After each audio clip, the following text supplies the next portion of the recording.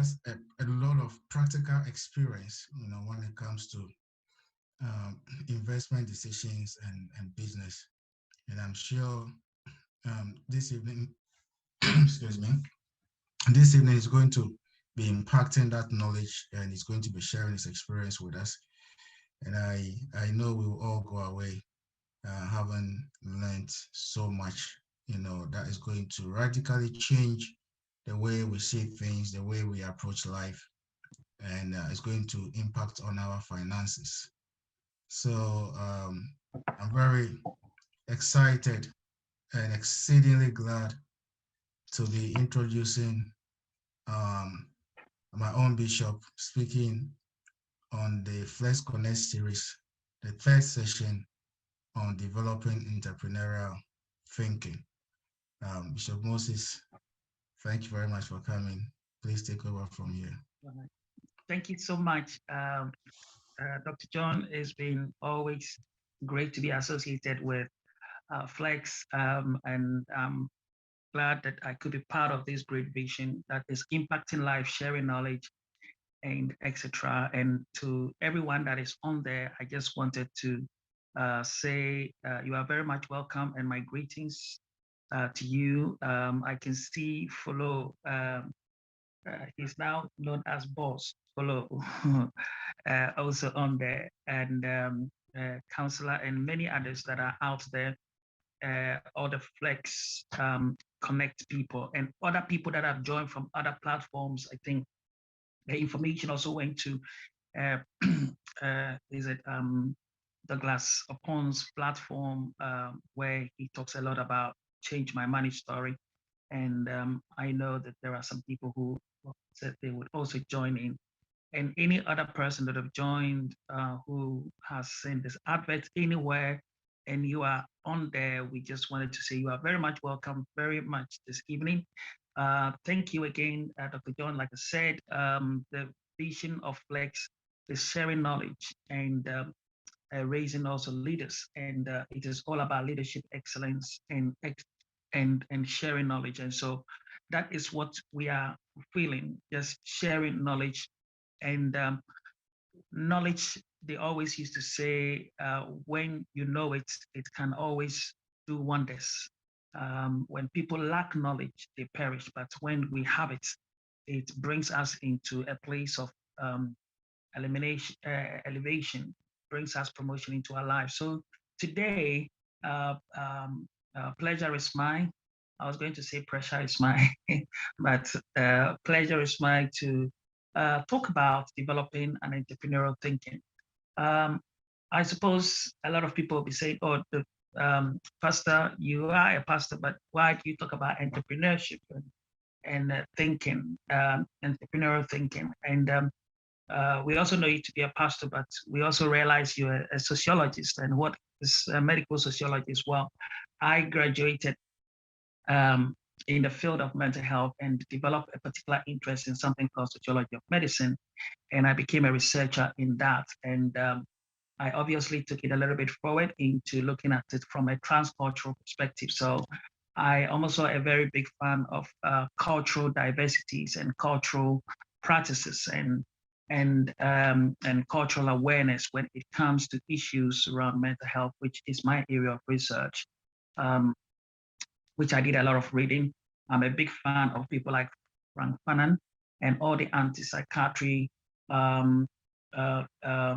writers like Thomas Sachs and people like Ivan Goffman and many others who I became part of their level of thinking.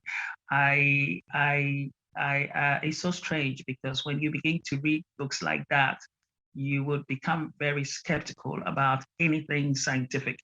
And yet I work in a very structured and a scientific world. So there was a lot of division between the things I read and the things I do. And so I don't know how I managed to, keep the two together, but I did some way somehow. I did some way somehow. And one of in the area of academics, one of the areas, one of the people that I I like reading their work. Is Littlewood, Roland Littlewood. Roland Littlewood has done a lot of work on transcultural issues, and I did follow his work. I'm not sure if I'm doing that now, but I did follow his work a lot in UCL. But just a bit about myself, as John said, I obviously grew up in Ghana and came to study here after sixth form, and entered into University of Essex, study over there for a number of years, and work in the field of mental health, work with various mental health authorities, local authorities, and later on did some consulting work with local authorities like Lambeth, Walton Forest, and other places in the London Borough area, Hackney, etc. The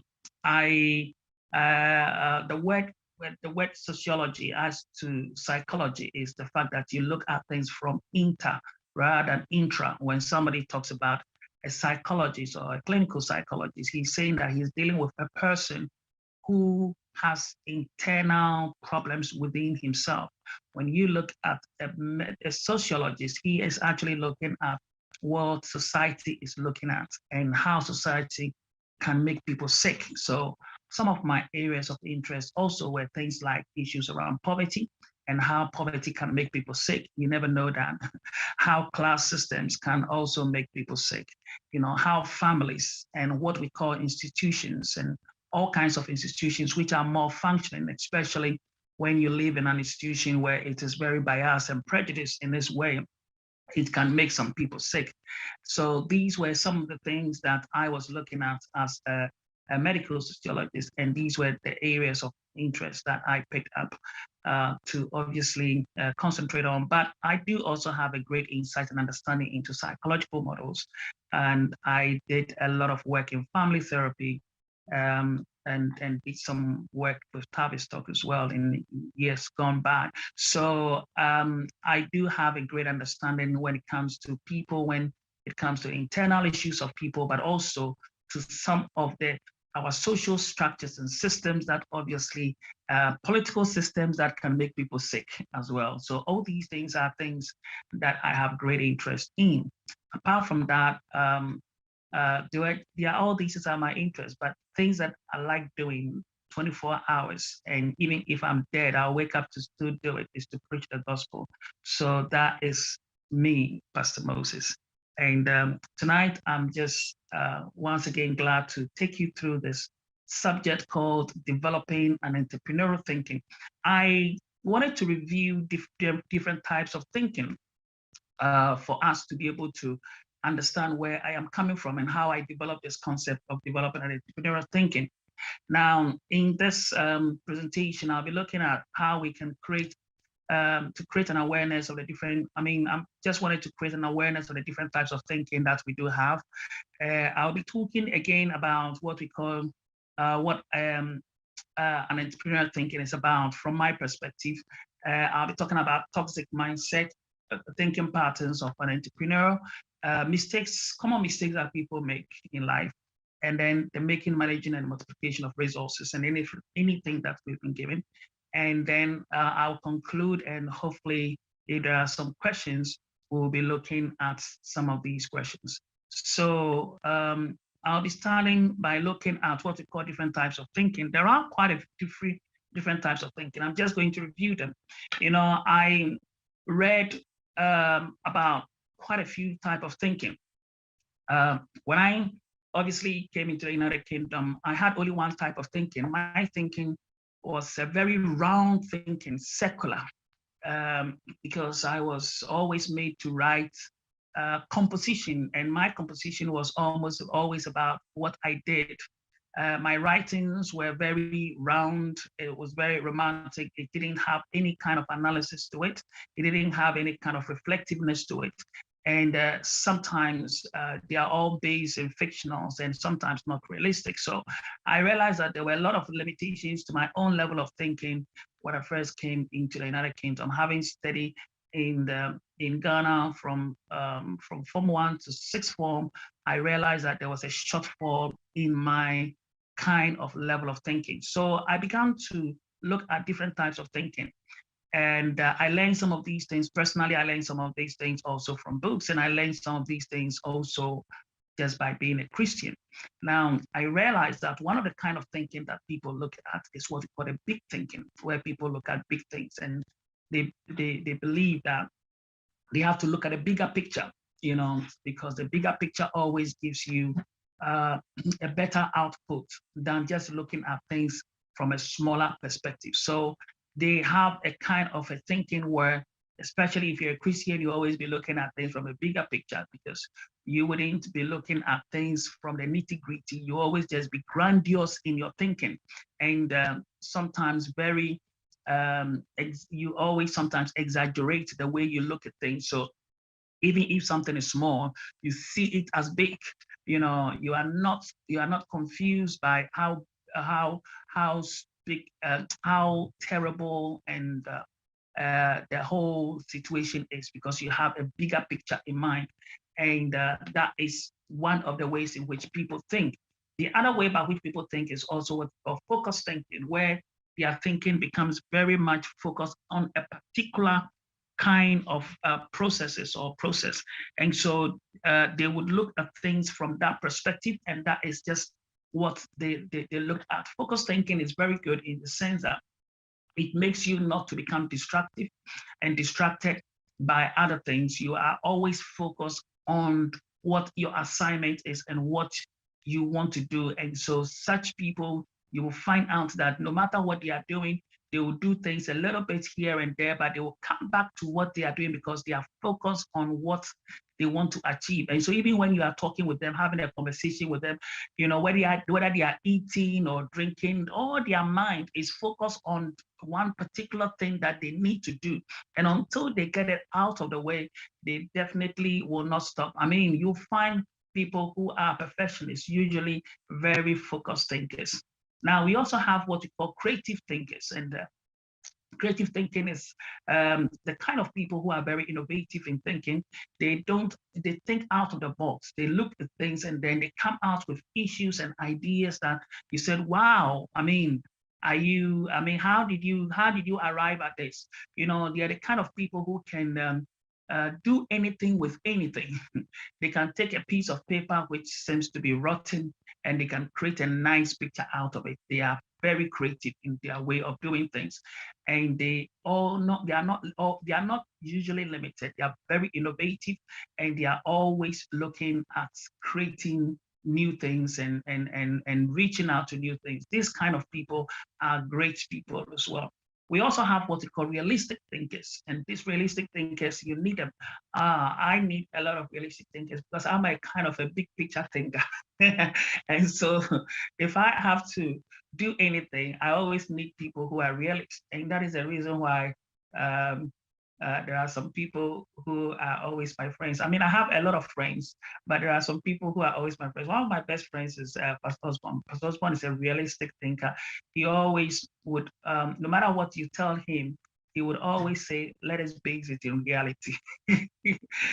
Being a realistic thinker doesn't mean that you are a carnal thinker, but it almost means that it helps you to be able to makes sometimes your faith a reality, because most people sometimes would say that, we don't even believe in the vaccine. We don't think that we have to take it because we are all children of God and Christians, and why do we have to take it? But I do think that a realistic thinker would say that, yes, I am a Christian, I believe in God, I believe in everything else, but I still want to take the vaccine. It doesn't make your faith less smaller than anything. It's just you being realistic about situations, and sometimes you just need to be that kind of thinker. We also have strategic thinkers, and these are people who are able to look at things from, I call it an apex perspective. These people are the think tanks. They come out with things that, strategically can make people to do things in a way by which nobody has actually thought about it. In other words, they look at things in they don't just look at things in as it is, but they look at things from a perspective that makes it strategic. I don't know how to explain this, but I look at this from a perspective that makes it strategic. And such kind of thinkers are great. We also have possibility thinkers, and we have what we call reflective thinkers. I mean, I lack a lot of reflection when I came to United Kingdom. I didn't used to reflect a lot on things. My writing lacks it. My analysis was simply thin, and I just wasn't. I didn't understand why I read a lot and yet wasn't doing very well in my own work and my own coursework. Until I began to understand that it is not just about writing things, but it's also about reflecting on things. And in life, you always have to learn to be a reflective thinker. You always have to look back and ask yourself questions. What did you do before? What are you doing now? What do you want to do in future? And how, what are the mistakes you made, or what are the mistakes others have made? What are the mistakes people are making, and how can I correct those things? Reflective thinking is a really wonderful and a great way of thinking. It helps you to be able to always correct things in life. Now, we also have what we call popular thinking, which everybody else think. And, you must always refrain. I mean, popular thinking, you can't do anything about it. It's what everybody else thinks. It is what everybody else says. But you must endeavor sometimes to be different and not just flow with popular thinkers. I believe there are other kind of thinking, but I found out that there wasn't anything like entrepreneurial thinking. And so I came out with this idea and the concept of the fact that we need to be able to look at entrepreneurial thinking. Now, when I was thinking about this entrepreneurial thinking, I asked myself one big question: what is thinking? Whenever you think about something, you begin to attract that thing. And this is what Maxwell said. It says that good thinkers are always in demand. A person who knows how may always have a job, but the person who knows why will always be his boss. That is what Maxwell said. And so Maxwell is one of the great writers on leadership, and has written quite a number of books on leadership. And so when I was looking at entrepreneurial thinking, I realized that anytime you begin to think about something, you attract that thing. And so in entrepreneurial thinking, I realized that until people are helped to begin to develop that level of thinking, they will not attract it. They will always not attract that thing into their life. So for us to be able to actually become entrepreneurs, we first of all have to develop that mindset, that level and type of thinking. And that is where I am obviously coming from. And so I looked at a few definitions of entrepreneurial thinking, a few definitions on it. And I realized that an entrepreneurship is a process of creating a new enterprise and bearing any risks of any of its risks and bearing any of its risks with a view of making profit. A person who creates a new enterprise and embraces every challenge for its development and operations is known as the entrepreneur. So the person who creates a new enterprise embraces every challenge, and the word over there is every challenge for its development and operation is known as an entrepreneur. So that was what I found when I was actually trying to look at what entrepreneurial thinking was. Now, this is what I came up with. I found out that to be an entrepreneur and to develop that kind of thinking, and I will probably use the word mindset, is not just wanting to, as we see in my slide just before, it's not just someone who just creates a new enterprise and bearing any of its risks with a view of making profit. But I realized that for that to happen, you must actually, and that is just entrepreneurship. But for you to be able to actually move that from just being an entrepreneurship person to beginning to actually see it happening, you need to be able to have a certain kind of mindset. So these were the three things that in my journey of life, I found out that for you to be an entrepreneur, around thinker, the first thing is that um, you need to develop a mindset, and that mindset is defined as a state of thinking.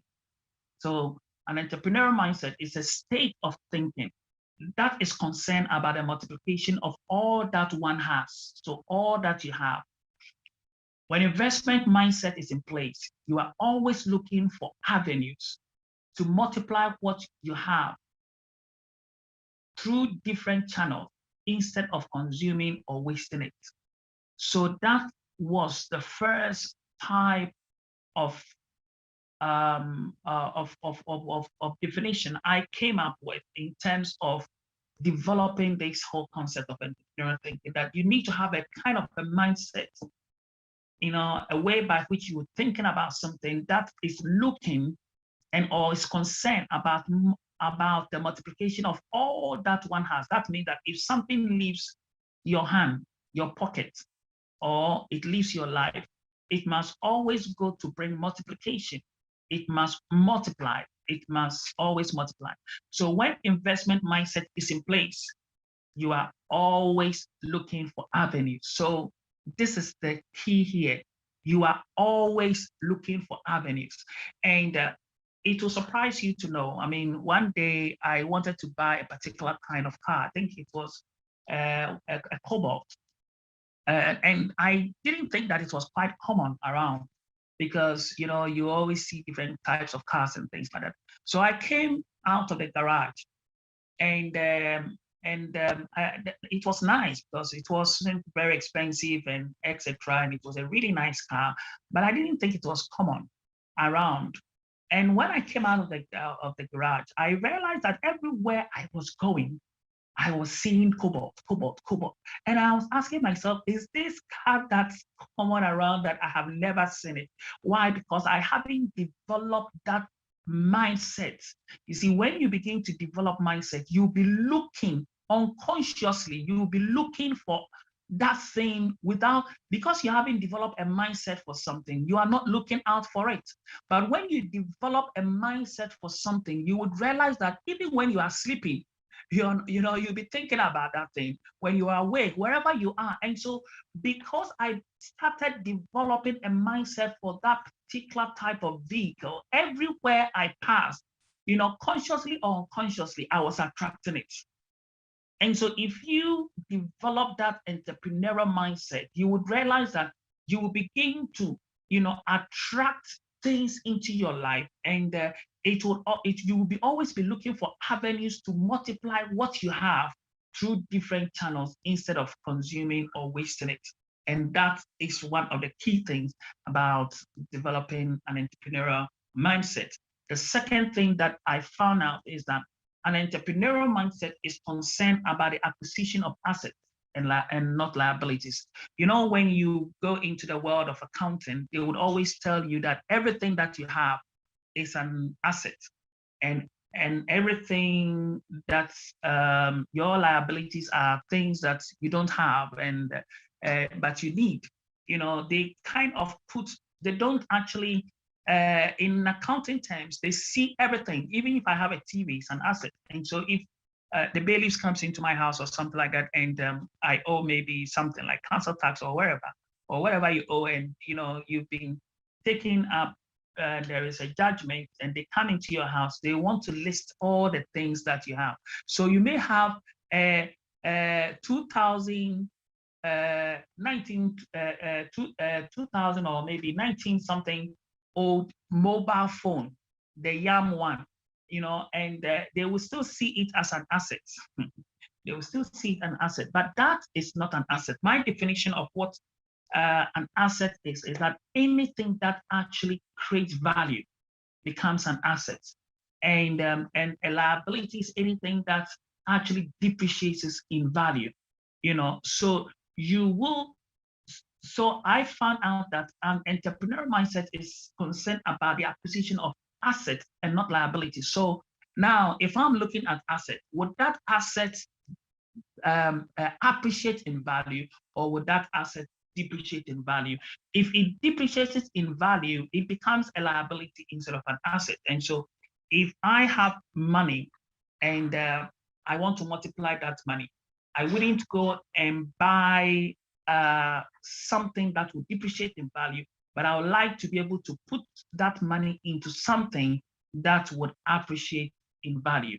So you must be careful what you do with your money. And anytime money exits your hand, you make sure it takes for the acquisition of an asset and not a liability. So I've explained to you what I meant by an asset and what a liability is. And so if I buy a TV, I know that immediately that TV leaves the shop, gets into my house, it starts losing its value. If I buy a new car, as soon as the car is driven from the garage, it loses almost about 30% of its value. And so it actually, I wouldn't classify it as an asset because it depreciates in value. So an entrepreneurial mindset is someone who is always looking for putting money into something that would actually increase its value.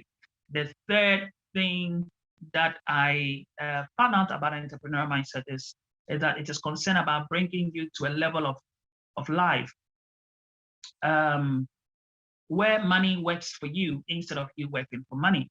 When this mindset is in place, even though you may start out working for money, as we all do, you have a plan. And the word over there is that a plan. You have a plan, in place to change your status and come to a level of financial independence where you no longer work for money, but money works for you. If you can capture this definition, then I think my job is done. If my job is done. And it is important to have these kind of mindset. I found out that there are so many toxic mindsets out there. And I have listed quite a few that I just wanted to share with you. And we would also look at certain characteristic traits of some great people who have become very successful entrepreneurs, and what were the key elements that we need to learn from, and then also some mistakes that we always make in life when it comes to developing an entrepreneurial mindset. And so if you can understand this concept, these three concepts, then my job is really, really done. But these are some of the kind of level of mindset that people have got that I just wanted to deal with today as well. The first, I call it the nomadic mindset. It is a vagabond spirit, someone says, that controls people. Like nomads, they are wanderers without any fixed plan to own anything.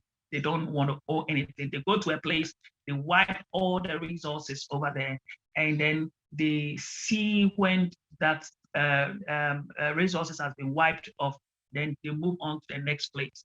And so we have what we call a nomadic mindset. And nomads are people who are usually they have all these cattle and things like that, and then they go to a particular place and they graze over there, and then the cattle would wipe all those resources, and then after that they would move on to the next and to the next and to the next. And so they are people who move from places to places, wiping out resources, but they never really tend to own anything. They don't own anything. The word over there is that they don't have a fixed plan to own anything. So it is just being in a place, and they are just like gypsies.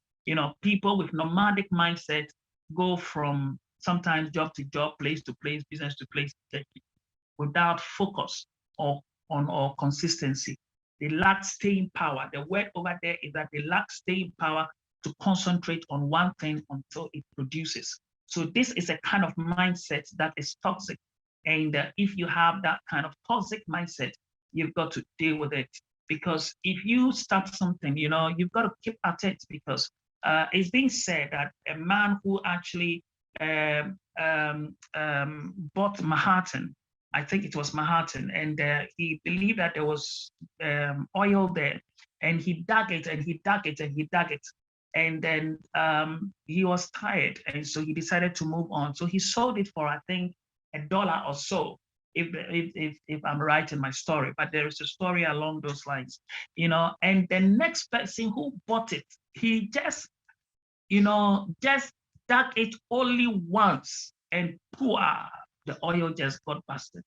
And today, I believe Manhattan is one of the richest places upon the planet Earth, somewhere in the United States. And so I hope that if this person had been very consistent in his action and concentrate on one thing, and he would have produced it. So let us deal with nomadic mindset, because it could be very toxic. Another kind of mindset that we need to deal with is what I call the consumer mindset. It is a mindset always consumes and never produces anything. Most people with this mindset always consumes whatever they've got, without any provision for savings and investment. So when they get their money, they always just think, oh, I'm just going to consume it. And I remember that many years ago, some years ago, when I was working for the NHS in Stoke Newington, I had a supervisor, one of my line managers, and he would always, whenever he gets his money on the whenever they get paid, he gets paid. By the following week or two, he hasn't got any money, and he earns more money. He has more money, he earns more money, but as soon as he gets paid, he blows every Friday. He goes to the pub, he blows all his money, spends all his money, and before the month ends, he's in debt. And so as soon as his pay comes in, it has to go to pay for his debt. And so he has been living a cycle of debt. And I'm just kind of thinking, such a person has just a consumer mindset. I'm here to work, get money at the end of the month, and then I would go and blow it all. And after that, he has nothing. There's no provision for savings. There's no provision for investment. And so whilst he was eating, whilst he was spending his money, I was going to say while he was eating his money in his mouth. I was going to say why he was chopping his money in his mouth. Whilst he was spending his money, in foolishly, I would take mine and then take a certain percentage, and I would put it into either some kind of an investment like unit trust and etc., and grow my money. And so at some point he says that, how come that you don't seem to have money problems? You don't talk about money problems. I said, well, because I make use of the little that I get, and I make sure that I invest it wisely. And so the consumer mindset are usually people who just consume everything they get. To consume all that you have is foolishness and closes the door of wealth against you. Eradicate the prodigal lifestyle of unrestrained spending, which could end you in shame, poverty, and lack of heart, and lack, and also hardship. So this is the second toxic mentality we need to deal with. Another toxic mentality is what we call the victim entitlement mentality. When people have that kind of thinking, this is the way they look at things. Oh, it is a mindset that always feels victimized. They feel marginalized. They always feel that someone owes them. Giving excuses and shifting blames are the trademarks of this mindset or this kind of people. For example, people will say, I am Black, I'm a woman, I'm an orphan. People will say, because the devil did it, I am not educated, I am from a poor family, etc. Now, when you have a mindset of looking at your own limitations, background, and that kind of thing, you will never be able to progress and do anything in life. I obviously entered into the United Kingdom years ago when I moved straight into a place called Essex, and I sometimes used to forget that I am Black until I look into the mirror, because all around me are people who have got white faces. So I think at some point, I became very disillusioned. I thought I was white myself, because when you are working in a place and the people you go to church with, the people you go to school with, the people you sit in class with, all are white faces, you forget the way you look. and so and so when I look into the mirror and I realize I'm different, I'll say, hey, so I am actually a kind of a different species. I have a different melanin under my skin. So you would realize that a lot of people would have all kinds of excuses, but I didn't allow my own background to be able to, limit me, and etc. and etc. And I have a lot of limitations in life. I know if any of my colleagues from Prosec are on, who are Prosec 85 are on. I mean, I always used to talk about my Kotobabi lifestyle. I mean, growing up in a place like Kotobabi, it's not one of the funniest. It's not one of the fun places to be. It is a life of hardship and hard life, but yet a Kotobabi boy came to the United Kingdom and did something with the little that he has in his hands. I had 375 pounds, and that is all that I had to walk into United Kingdom with in 1991. And after many years, things became a different story. I found myself in a predominantly white community, and yet I thrived in that place and became one of the first Black people in West Essex to be able to manage a unit. In fact, manage 3 units: acute, forensic, and rehab. And I had about 6 consultants working with me, and also a number of SHOs, a team of nurses, and social workers who were all on my budget. And I did that not because I was a special person. I was only somebody who grew up from Kotobabi. So you don't have to always have this victim entitlement mindset and have excuses, because you would be amazed how you can actually do something with your situation and change it around. If you don't have certain skills, acquire it. If you are not educated, it's never too late. I know a lady who is 70 years, who just finished her first degree, 70 years. And she used to come to my office. This woman, what's her name? Auntie Christine, and when she passed her exam, she sent me the picture when she was taking her certificate. And she says that, well, I never thought I would be here, but at the age of 70, I have my certificate. So everything is possible.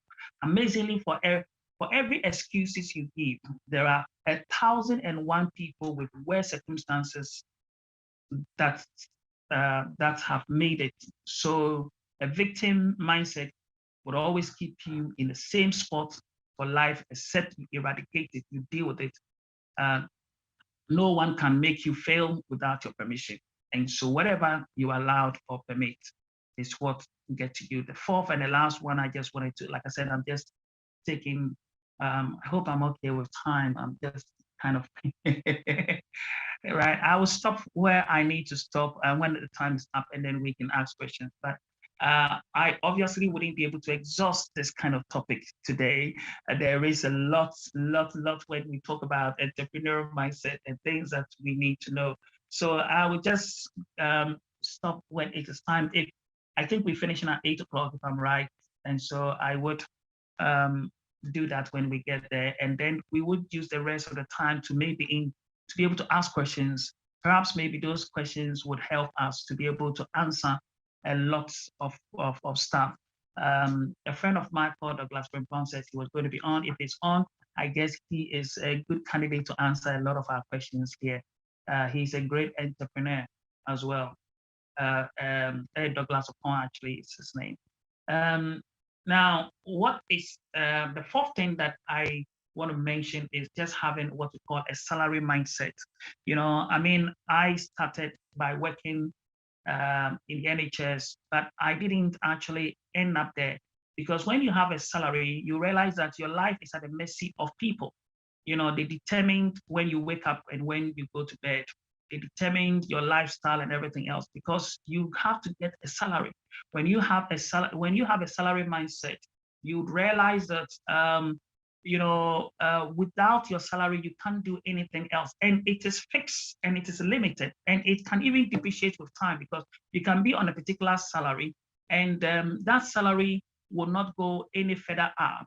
However, the cost of living would go up. And so if you actually just have a salary mindset, there will come a moment where your wages or your salary is not just enough to be able to help you. And so it is also one of the things that you need to deal with. Say to yourself that I'm not going to just be working and for salary. I need an income. And income is something that comes in all the time, and so you do something that once today, but you always get an income that comes in. So this is what I said. Another toxic mentality is to have a salary or a wage mindset. Many stay in poverty because they expect their boss, their employer, the government, or their salary to make them rich and wealthy. It is not the government's responsibility to make you rich. The government only creates an enabling environment. Note that for you, whilst your employer is to pay your salary, which then becomes your seed for investment and wealth creation. It is not how much you earn that matters. It is what you do with what you earn.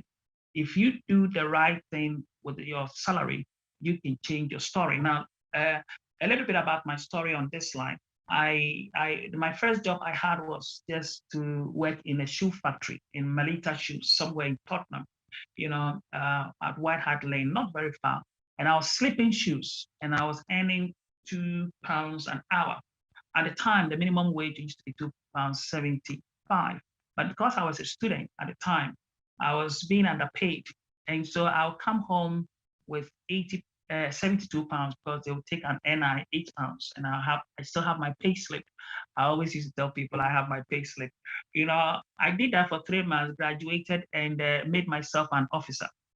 I didn't make myself a security guard. I worked as a security officer. I always used to say an officer because it actually helps to give me a better image of myself. So I graduated from just being a security guard to be an officer, security officer. And I used to be proud of that, and etc.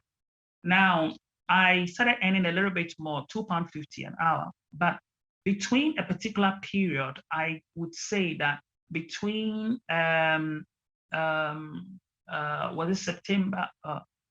Yeah, it was yes, between a particular period. It was somewhere around February, from February to September, when I entered into university in '92. I had with me about £1,400. Now, what I did was I took £1,000 and put it into a unit trust, and then went to university, and then I had £400 left on me to be able to buy myself some cooking utensils and do my own bearman wine, if you know what I mean. Now, I then left it in there for many years, and after so many years, in 2001, I took that money, which has now grown to about 7,000, and bought myself a flat. That flat was 91,500. Now, that flat is today worth 425,000. Now, how did I manage to be able to get that flat? I got it. I didn't get it when I was working and getting money, but I got it when I was working and I was earning £2 an hour, £2.50 an hour. Saved just £1,000 and managed to invest that money into a unit trust, MNG unit trust in Chelmsford, in a place called Victoria Road. And that actually accumulated over a period of time, where something called a compound interest set in. And I managed to take that amount, and instead of chopping it in my mouth or eating it, I decided I was going to invest it into a flat. And that flat, through that flat, I built an equity in that flat, which means that it grew in value. It was an asset, so it grew in value, took some money and bought a second one. and that kind of stuff. So you can see how much you earn shouldn't be a limitation of your ability to be able to, create an income for yourself. And today, that flat is still giving me an income.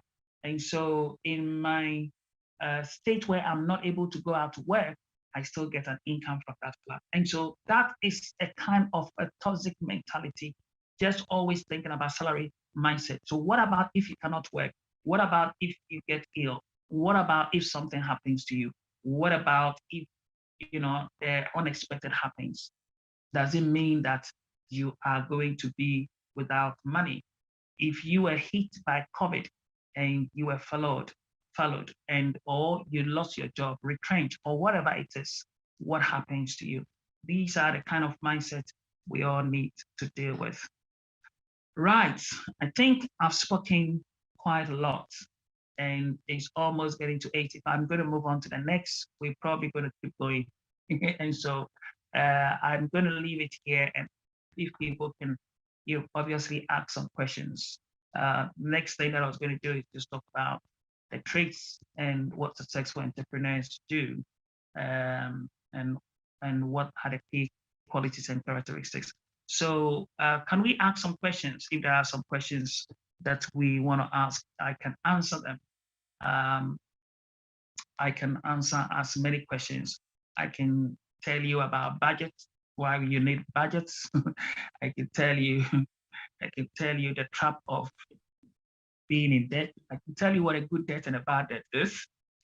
I can tell you so many things, but I just want us to ask questions. I believe that a lot of people are on this platform because you probably know a bit about entrepreneurship, and you are not but you want us to delve a little more into questions, and I'm sure there are other people on this platform also with better knowledge to be able to help us.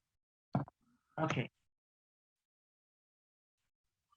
Well, thank you very much, Ms. Moses. I'm not sure what to do, whether we bring you on at our fourth session to continue this, or we ask you to maybe, well, let's see how many questions we have, and then we'll see if we can ask you to summarize the rest of your slides in a few more minutes for us.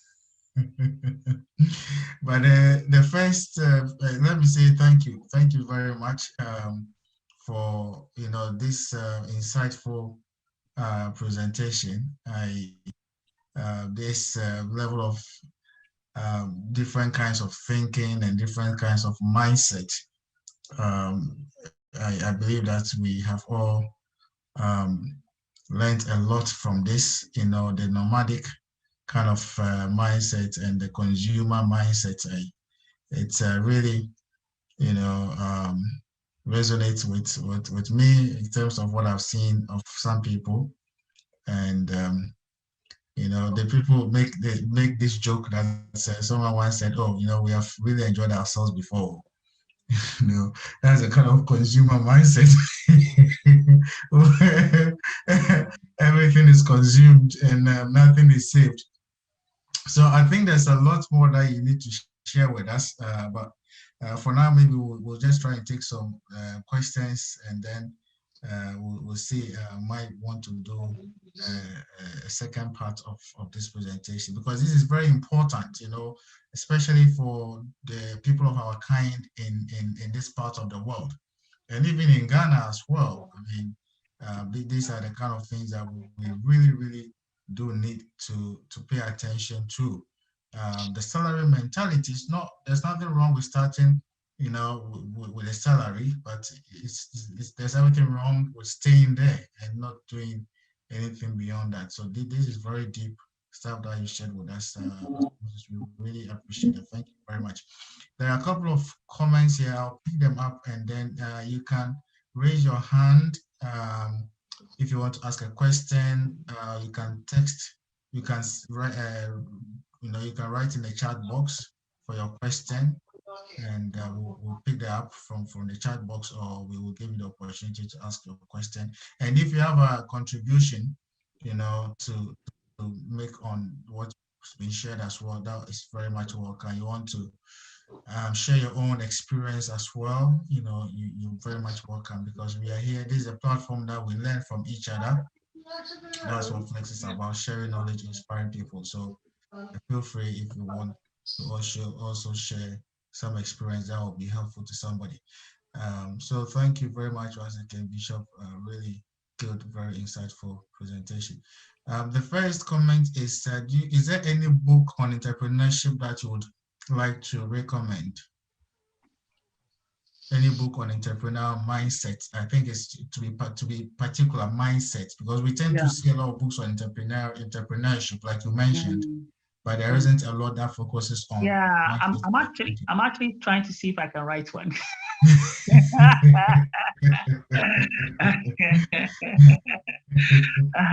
I mean, like I said, that mindset is not there because people don't normally talk about it. I mean, obviously they will talk about all the various things about entrepreneurship and all the things we need to know if we want to become or set up a business or to set up an adventure and etc. But that mindset and dealing with all these negative, toxic mindsets, which actually prevents people from becoming entrepreneurs. Because unless you deal with that aspect of things, there will always be that limitation. People will always, I mean, like I said, I'm a sociologist, and so I believe in social stratification by Manfred Mead. I mean, he did a lot of work on social stratification, and he talks about people in class 5, class 4, class 2, class 1 on the social ladder.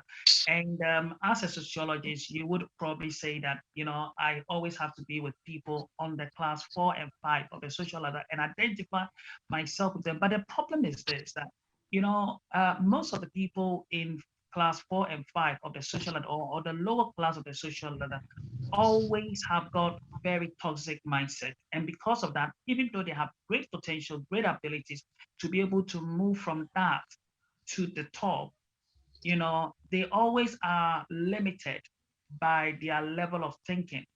And until we break that level of uh, thinking and change that, they will not even have the ability to be able to start looking at these opportunities and that is available. Like I said, once you begin to break that thinking, that mindset, you begin to attract, because that is what the mind is. The mind is so underutilized. It's amazing how much energy and force that is in the mind, which obviously the Bible also says it in Genesis 2:7, that God created man and he made man a living soul. The word living comes from the word dynamic, comes from the word force, it comes from the word energy, power.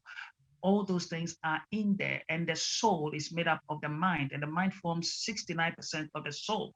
And so the mind is such a powerful force to be able to create, to do things, and to be able to, do an amazing stuff. But the fact of the matter is that if people have got all these victim mindsets, I mean, these toxic mindsets, and they see themselves to be victims, they see themselves with all these kind of excuses and etc., they will not break that glass ceiling, and they will always be there. And that is something that needs to be dealt with. Thank you very much. So I'm sure, with respect to that, if Pastor Moses eventually finds any book, he will let us know. But otherwise, we'll be waiting for his book. um, okay, we also have a question here. Okay, this is about whether the slides will be shared. Yes, the slides will be shared if you would want, because we do not have records of everyone who has signed up today. If you want to just inbox me privately your email address, and we'll be able to share the slides with you. And from Prince, thank you very much, Pastor Moses, very insightful. And the question is, how can we break negative mindsets? You've mentioned some of them, but I don't know if you want to add any more to it. How can we develop positive mindset? So how can we break negative mindset, and how can we develop positive mindset? Yeah. One of the things to do when you want to break a particular kind of mindset is to be able to, it's almost like learning and relearning. You need to expose yourself to new things, to new environments, to someone says travel and see. Whenever you get exposed to new things, it challenges your own thinking and your own perception and your own way of looking at things. Because with most people, we have a lot of what we call local champions. What I mean is local champions, people who are, in their own little world, think that, they are champions in their own little world. Until you move out and get yourself exposed, you would always be limited in your perception and things like that. That is why I sometimes used to think that, wow, in Ghana, um, we have great leaders who have been exposed and they know all the good things to do. But the question is that we act on them, is also another thing. But that is another story for another day. But the most important thing is that to deal with negative mindset, I think that you need to be able to deliberately expose yourself to new environments, new things, the kind of books you read, the kind of friends you associate yourself with, the kind of places you visit, and all those kind of things actually helps you to actually change your level of thinking. Why? Because they challenge you yourself.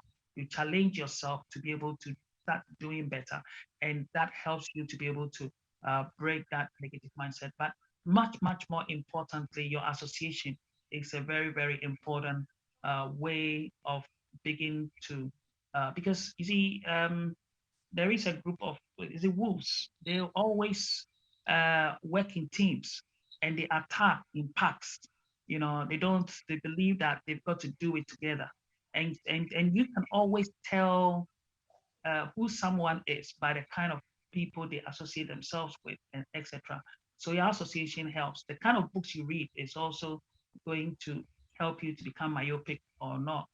Um, your environment and all those kind of things. Sometimes move away from your environment and visit other places, see other things, and that will help you to begin to deal with those negative mindsets and imbibe new ones.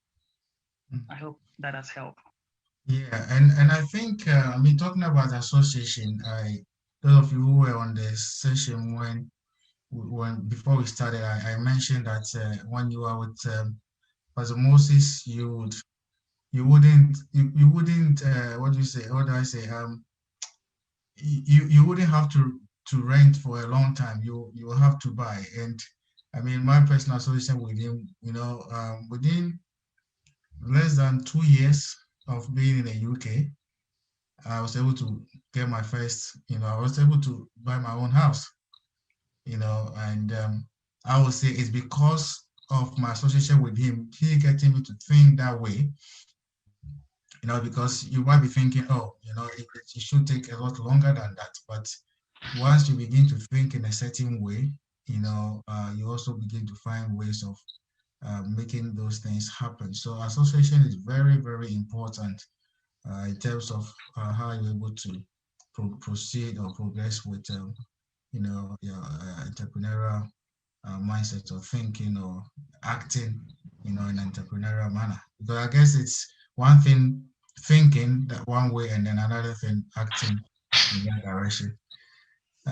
Thank you very much, Mr. Moses. We also have a question here. Well, this Secularist Bishop Moses, great insight and learning from you. Thank you very much, Nana Kofi.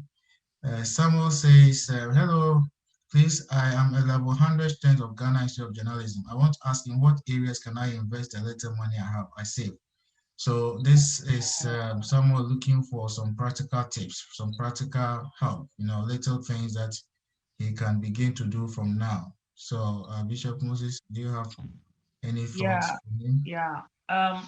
In Ghana is great because um, there is um, something that I just wanted to talk about.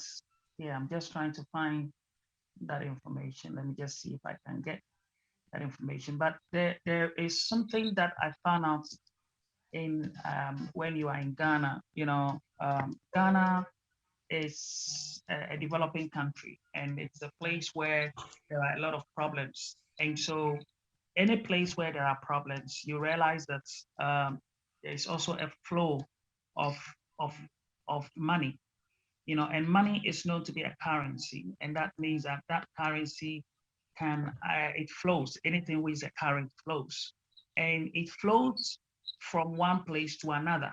And in Ghana, there are so many problems, and in developing countries, there are so many problems. So I would say that one of the best places to really begin your investment is in a place like, a developing country like Ghana, because where money is nothing, but it is all about solving problems. When you can solve problems, and then if you can find what the problems are, identify problems, and begin to look for solutions to those problems, and money exchange hands. And so, in terms of developing a kind of an entrepreneurial mindset, this is the way to begin to think.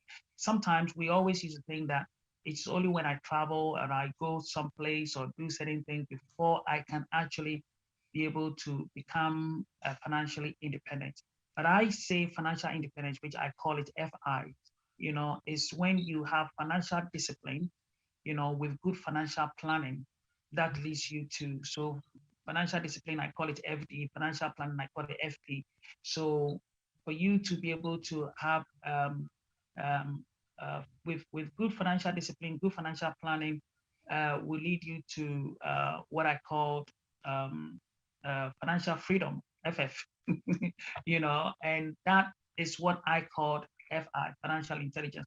So when you have money, a lot of money, and you want to begin to look at it. When I was in Ghana, this is what I used to do. I mean, I realized that the inflation of our money was so high. So when I get money, I would normally change it into pounds or dollars. Nobody taught me that, but I was doing that. And so when the money goes up, because inflation was hitting our money quite a bit, I would always, when I get money, I always change it into hard currency. And thankfully, when I got a school here and I needed to pay my not my and admission fee or something like that, I had enough money to be able to actually do that.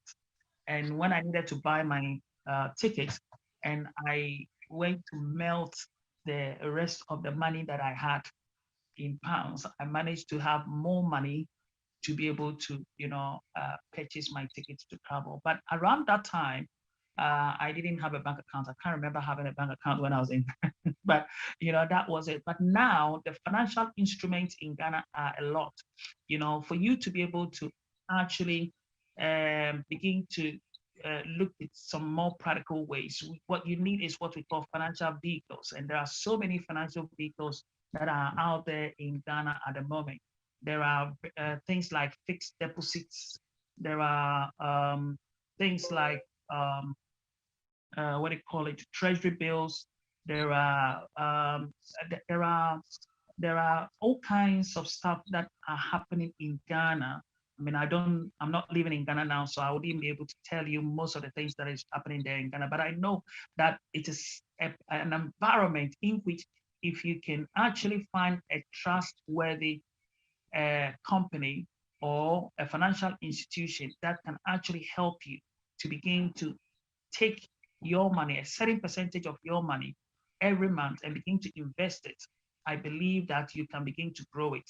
Now, I didn't talk to us about what the magic of compound interest, but somebody who invests money and it is growing at 10%, over a period of time, can actually hit somewhere for over 20 years, can actually hit somewhere in the millions. And because at some point, what actually happens is that compound interest begins to set into your money. When you begin to roll your money, that means that what happens is that not just your principal, but your principal plus the interest is all, reinvested, and it compounds over a period of time. And obviously, it actually accumulates. But there are other things like maybe mutual funds, and etc. that are out there.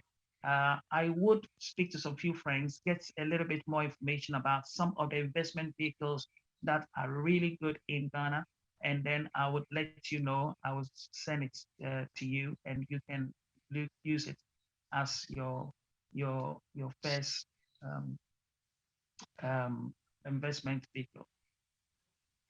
Yeah, thank you very much, Bishop Moses. I think that's a very useful, you know, guide to Samuel.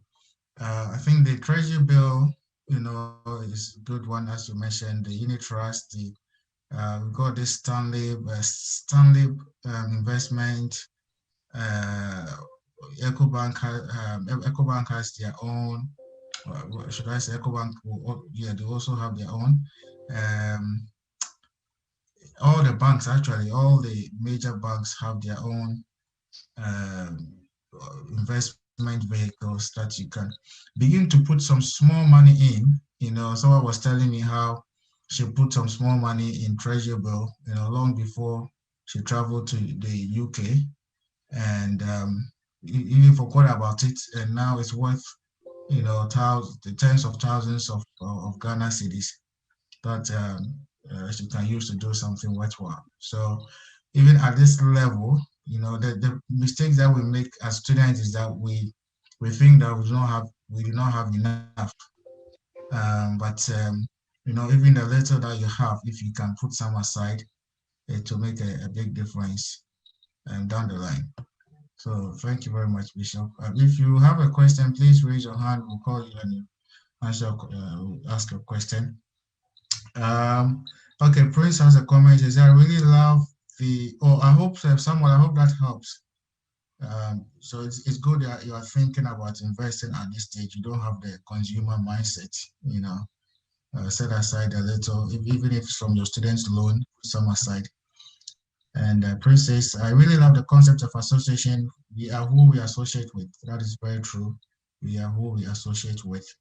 Um, and then Okay, Prince again. Prince talks about a book by Dr. Carol Dweck on, it's a book on mindset and how to change our thinking.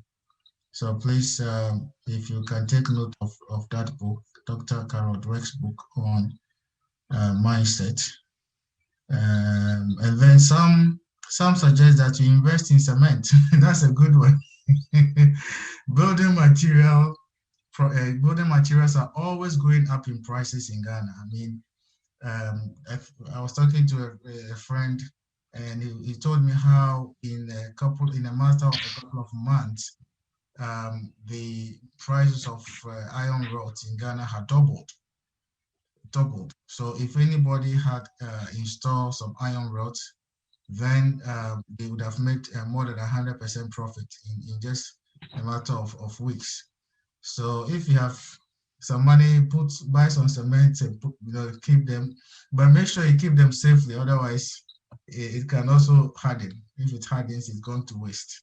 So that's a, that's an interesting one.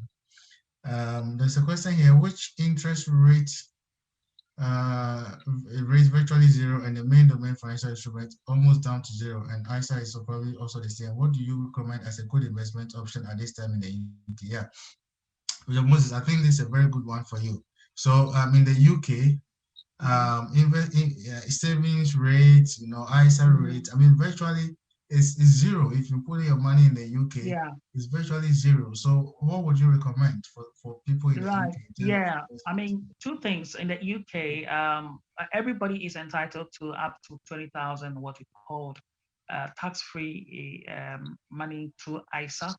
I mean, obviously, we've started a new financial year, so you can actually take that money and then actually invest that money into what I call stocks and bonds or mutual funds.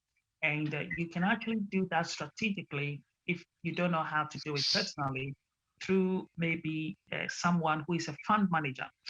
And they could possibly say to you that when what they do is that they take your money together with other people's money, put it all together and invest, and then they would actually give you a kind of an illustration. The illustration, it would be anything between, let's say, 6% to 10%. So they will tell you that when your money is functioning at 6%, this is what you are more likely to get over X amount of period. Or perhaps maybe if it is functioning at a very higher level, this is what you will get. But you can actually take money. You can actually take um, um, invest money if you can actually do it yourself. I mean, obviously with the help of good people who understand the market, for example, where you can actually go, download an app, maybe hands down, Hargreaves and Lansdown app, and then you would be open to all the various stocks on there, and you can invest as little as £100 or £50, and every month invest into something.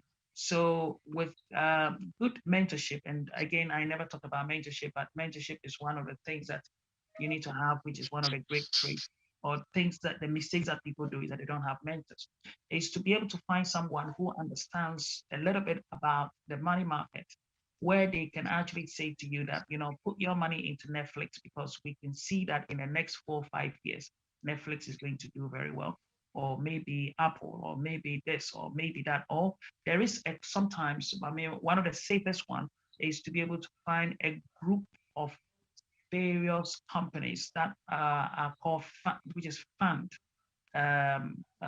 of some kind of form.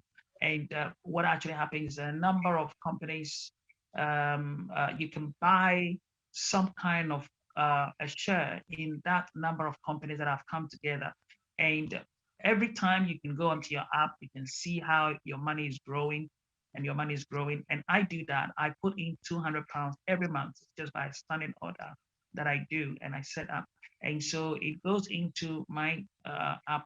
I have a friend called Mark Stevens, or sometimes I call Ernest, I call some people, and I said, where do you think I should? I have £200. Where do you think I should put my money? And they'll say, oh, because of the COVID, you know what? I mean, and now the COVID is going to be lifted up, and there's going to be, oil is going to, planes are going to start flying. So maybe, tallow oil is good. So put some money into that place. And I have listened to one or two of their advices, and I have actually been able to put money into some of these places, and I can see some of them doing well, and some of them not doing well. Like I put some money into, uh, is it AstraZeneca, and I realized that it's going down, and Moderna. But there are other ones that I put in, and it is going up. And obviously, that is what it is. I mean, it's spreading the risk across various portfolios that you can actually get. And I think I got a little bit of Netflix, and Netflix is going up. Some other ones are going up. And so, in looking at how much I have invested so far compared to how much I have gained within the financial year, I realize that it is a good dividend over there, and it is tax free. So these are little things you can think about, which is going to give you a bit more than just an ISA, and that kind of thing. So you can start from there. If you are not the sort of person who could make time to be able to look at these things, you can always employ a fund manager who can do these things on your behalf. So I would say that that is a place to start from. And as you keep saving your money, beginning to develop a mindset of also getting what I called an asset, anything that will appreciate in value. Sometimes you can buy little things like, you know, numismatic coins, gold coins, and silver coins, and things like that, and save them, because over a period of time they grow in value. Because these things are things you can hold, you have them, and I call them asset-backed investments. Asset-backed investments are anything that you have that can appreciate over time in value.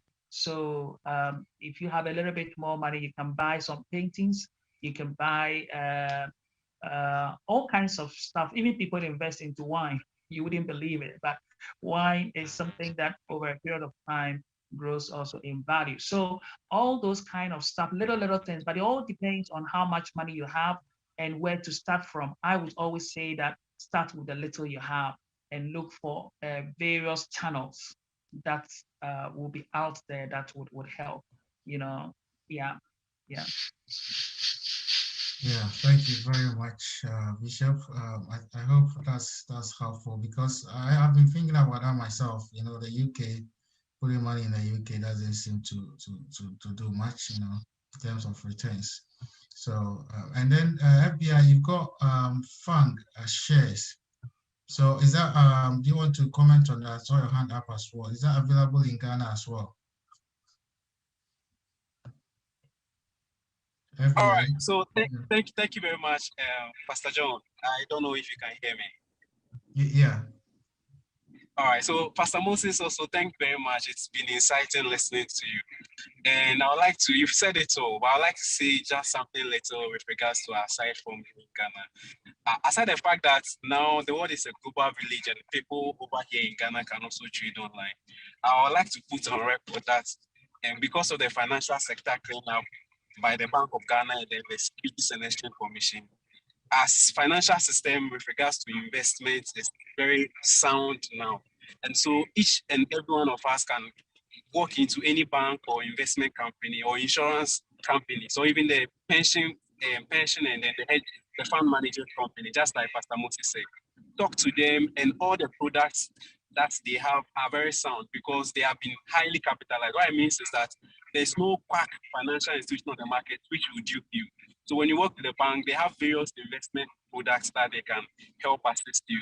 And just like Pastor Moses also said, they are fund manager. What it means is that if you have 2 CDs, 10 CDs, 100 CDs, the fund managers, when you go to any of the investment companies, they will take your money, invest it for you, manage it well, and then you get some return. But aside that, the best investment package that you can get is to invest in yourself. So if you are here and you're a student or you want to invest and then you have not well invested into yourself, then I think in as much as your money will yield better for you, there wouldn't be any better time value of money than to invest into yourself now, which will replicate better in the future. So that's the only letter I would like to add.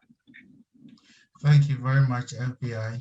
Very, very useful contribution there. And then Alfred says that the best way to double your cash is to invest in business, depending on your risk tolerance level.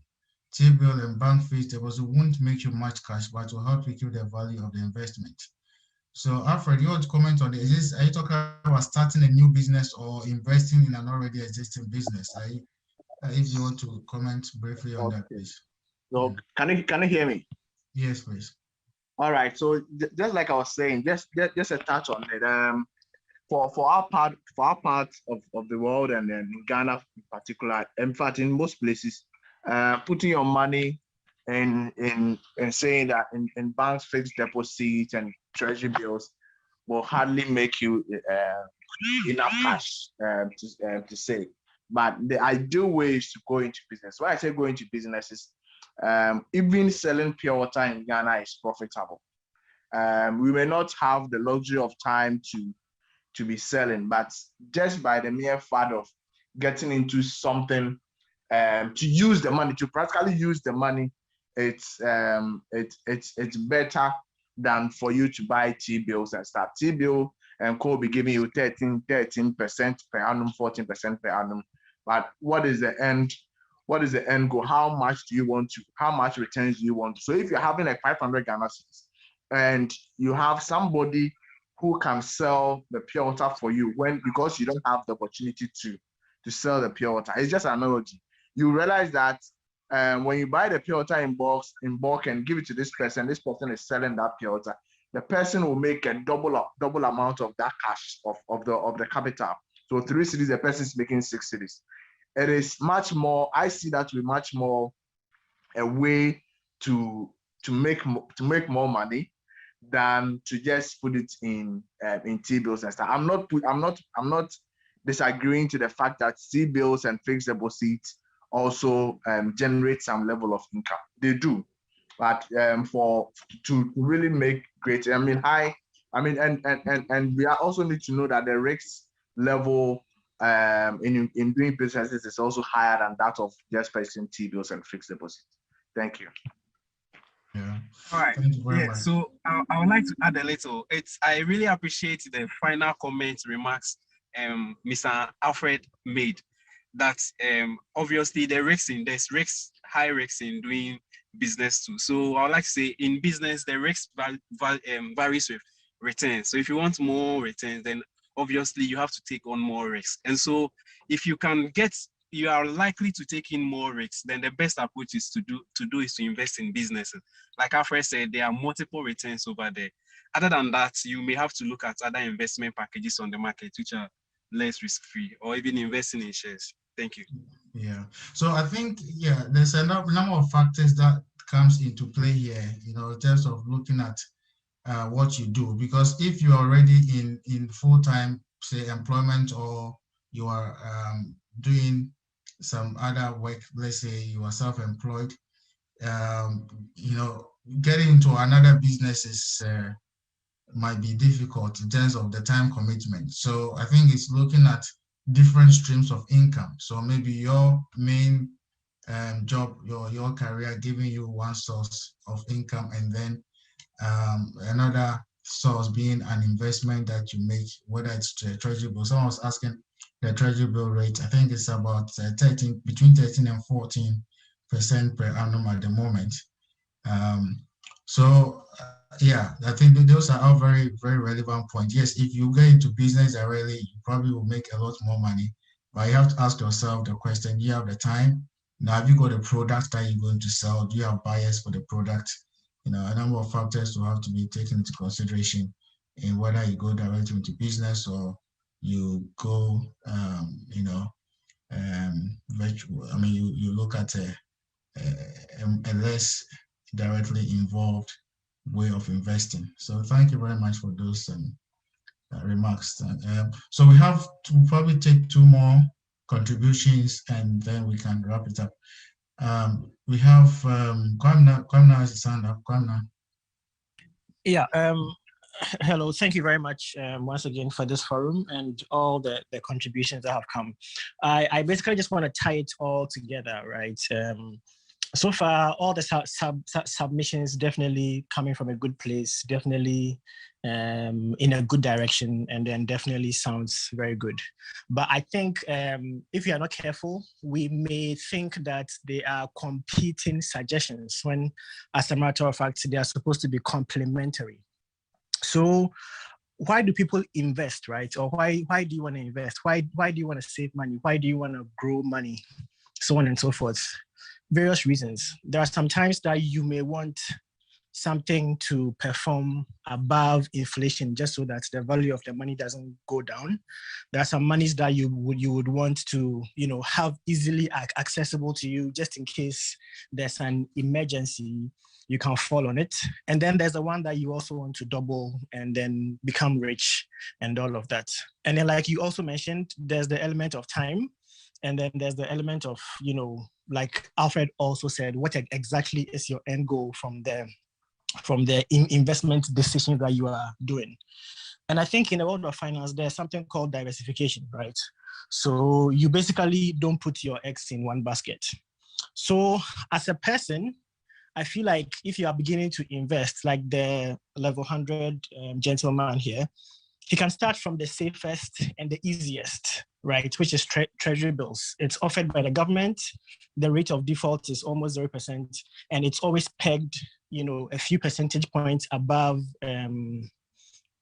inflation. And therefore the value of money is going to be safeguarded.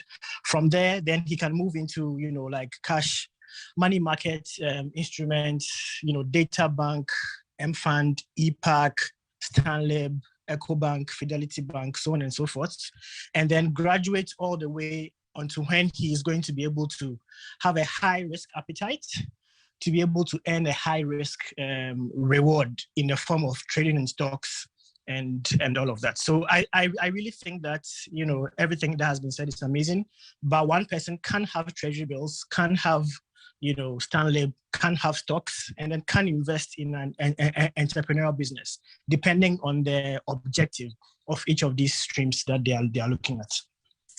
Thank you. Well, thank you. Thank you very much for putting it all together so nicely for us. Follow, your hand was up. I want to take your contribution, and then we'll let Pastor Moses wrap it all up for us. I think very quickly, I just wanted to echo what you said earlier on about the fact that, if you're an investor, the assumption is that you've actually got your time consumed elsewhere. So you don't actually have any more time left to go and put into running another business.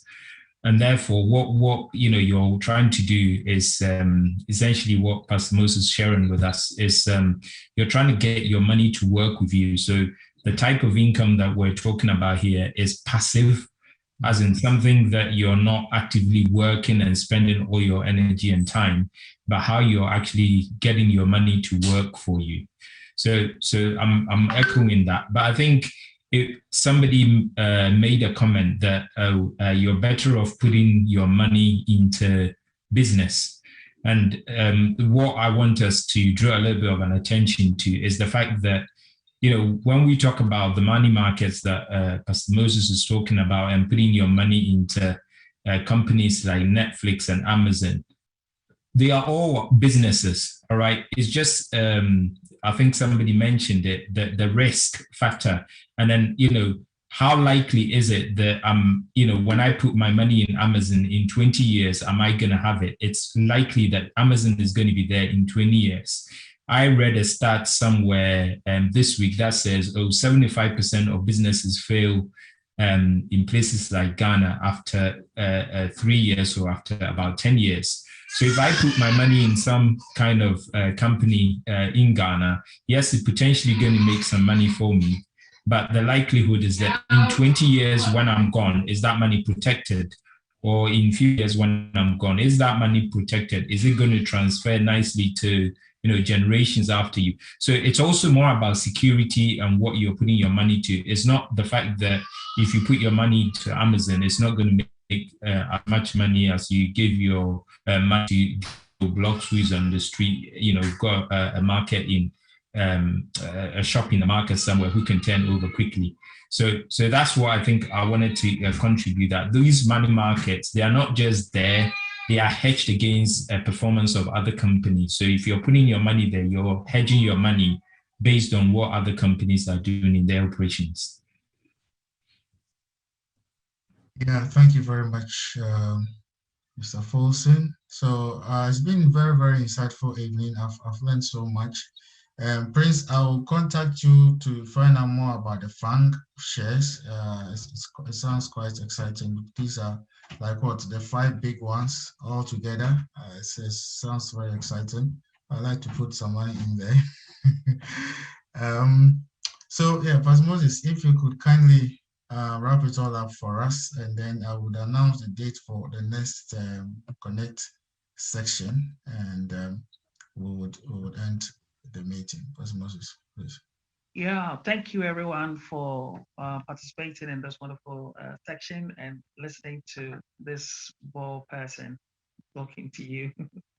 I would like to conclude by saying that one of the areas that we all should aspire to look at is what I call real estate. No matter wherever country you may find yourself, real estate, they always used to say, is a real thing.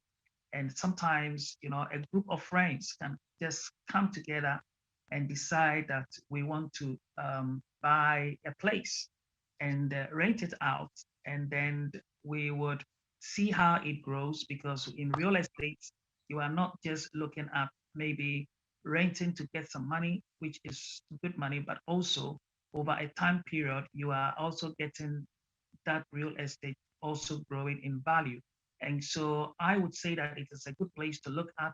You may not have enough money to start off with, but a group of friends can come together and put money together and say, we want to be able to get ourselves one apartment, rent it out, and then see how it grows. And then over a time period, you get a second one, you get a third one, and before you realize you've created yourself a huge portfolio. These are all possibilities that we can think about. I believe that also in Ghana, where now mortgages are becoming more available, you can leverage on other people's money. And I'm a big fan of leveraging for success. I always talk about other people's failure, so I call it OPF, other people's success, OPS, you leverage on it. And then OPM, other people's money, you can always leverage on that. And it is all a possibility and a likelihood. I mean, was it about a couple of years ago? I mean, in Ghana, I was just thinking, if I want to do anything in Ghana in terms of real estate, I mean, I just thought, okay, I need a place to stay, but I'm blessed to have some in-laws who have got a place where I go to and I can stay, a place I can stay in Pastor John's house if I don't have any place. But I will not sleep on the street. So I contacted Ghana Home Loans, and then I found out that I could get a flat in a place called a gallery, in a place somewhere in, I think it's Legon, near the eye clinic, the gallery. And I got myself a flat, and that flat, if not the COVID, was obviously rented for $2,000. Now I took a loan from Ghana Home Loans, where I am obviously paying somewhere like 1,300 for it. And so if I could rent it, now I can actually pay that mortgage off on it.